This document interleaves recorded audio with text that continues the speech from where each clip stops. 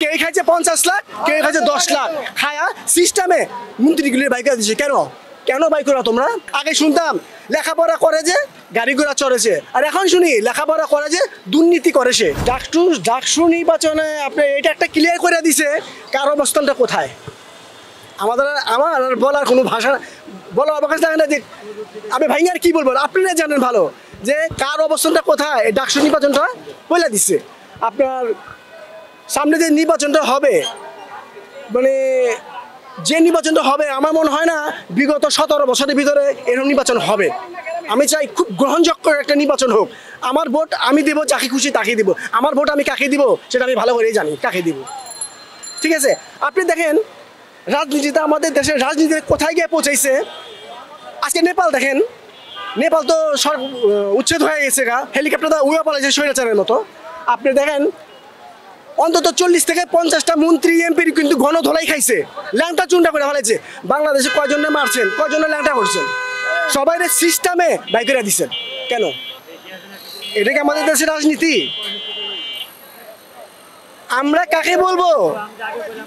আর কে খাইছে 50 লাখ, কে খাইছে 10 লাখ, খায়া সিস্টেমে মন্ত্রীগুলির বাইকেরা দিচ্ছে। কেন কেন বাইক করা? তোমরা নেপালের মতো করতে পারলা না? তোমরা বাঙালি না?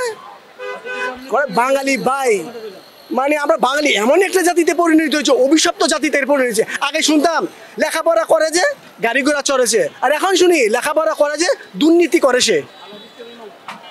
আগেকার বাক্যগুলি এখন মনে পড়তেছে যে সকালে উঠি আমি মনে মনে বলি সারাদিন আমি যেন ভালো হয়ে চলি।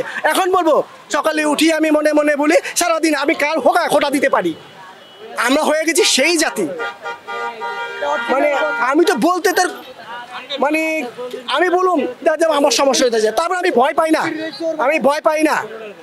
আমাদের বাংলাদেশের মানুষের উচিত ছিল মন্ত্রী গো এমপি গুলি ধইরা স্বাস্থ্য করা নেপালের মতো। দেখছেন তো ল্যাংটা চুন্ডা করে হালাইছে। এরকম করতে পারলো না তোমরা?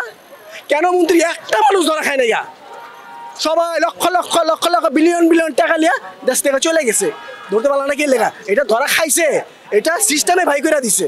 ভাই নির্বাচনটা হবে আপনার কি মানে হাড্ডাহাড্ডি নির্বাচন হবে, কেউ কারে ছাড় দিবে না।